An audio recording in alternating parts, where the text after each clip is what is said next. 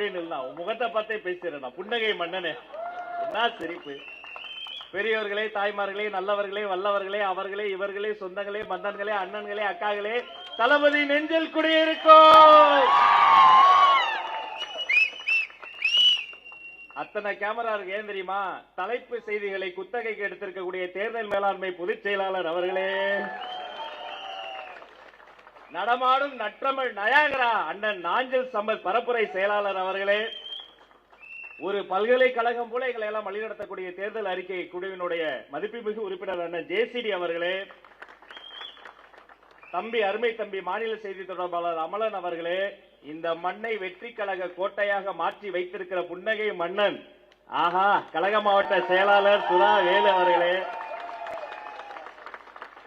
ஏதாவது நகைக்கடை விளம்பரத்தில் நடிக்கணும்னா அண்ணா கரெக்டா இருப்பார்.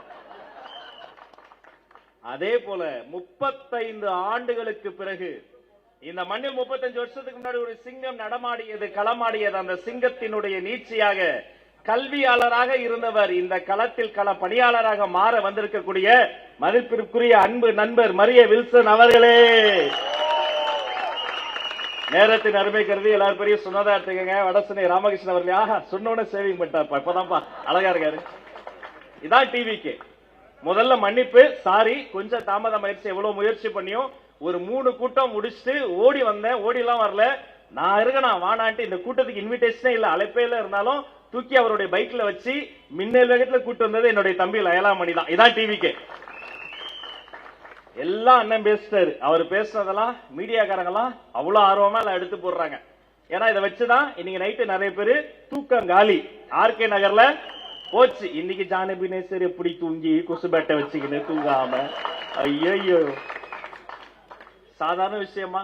துப்புரவு தூய்மை தொழிலாளிகள்ங்க தன் கைகளால் அந்த மனித கழிவை அடுத்து அந்த மனித கழிவில் கையை வைத்து எடுத்த போது பக்கத்துல நின்று எம்எல்ஏ என்ன பண்ணிருக்கணும்?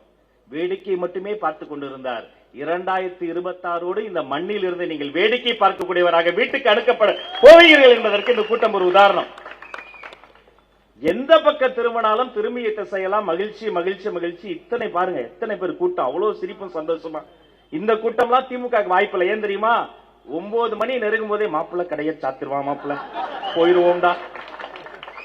இது கோட்டு இருக்கும் கோழி பிரியாணிக்கும் கூடக்கூடிய கூட்டம் அல்ல, ஒரு குரல் கொடுத்தால் கூடக்கூடிய கொள்கை கூட்டம். ஒரே பரபரப்பு. என்ன யாரு வேட்பாளர், யாரு வேட்பாளர், யார வேணா இருக்கலாம். ஏன் இந்த மேடையிலே கூட இருக்கலாம். வெற்றி தலைவர் யாரை கை காட்டுகிறாரோ அவராக கூட இருக்கலாம். மற்றவங்களுக்கு நமக்கு ஒரு வித்தியாசம் இருக்கு. யாரு வேட்பாளர், ஒவ்வொரு மாவட்டத்திற்கும் மன்னராட்சி மனப்பான்மையோட அமைச்சர், அவருடைய மகன், அவருடைய பேரன், அவங்க கிடையாதுங்க. ஃபார் எக்ஸாம்பிள், இந்த மேடையில எல்லாரும் பத்தி நான் நிறைய பேசிருக்கேன். நம்ம மரியவில்சன் சார் எடுத்துக்கோம். யார் அந்த மனிதன்? தன்னுடைய கல்லூரி வாழ்க்கையில தான் பட்ட கஷ்டங்களை அடுத்தவர்கள் படக்கூடாது என்று ஜேபிஆர் என்ற உழைப்பாளிகளோட நடமாடிய உழைப்பாளர் சிலை அவரோடு சேர்ந்து அவர் விரல் பிடித்து கைபிடித்து நடித்து அவர் கொடுத்த ஒரு கல்லூரி என்ற ஒரு வாழ்வில் கிடைத்த ஒரு மிகப்பெரிய அனுபவத்தை வைத்து தான் கட்டி எழுப்பிய கல்லூரியில் குறைந்தபட்சம் 1000 குழந்தைகள் கிட்ட ₹1 கூட வாங்காம கல்வி பணி செய்த கல்வியாளர் மரியவில்சன். நிகழ்ச்சியா இருக்கு சார் உங்களை பார்க்கும்போதே தெரியுமா? அடிக்கடி அவர்கிட்ட சொல்லுவேன், ஒரு மிகப்பெரிய சூழ்ச்சியில 41 சொந்தங்களை நாங்க இழந்தோம். அந்த இடத்துல அண்ணன் ஆதவ் இருந்தார், சகோதரர் ஆதவ் இருந்தார். திகைத்து போன இரவு, அந்த இரவனால மறக்கவே முடியாது.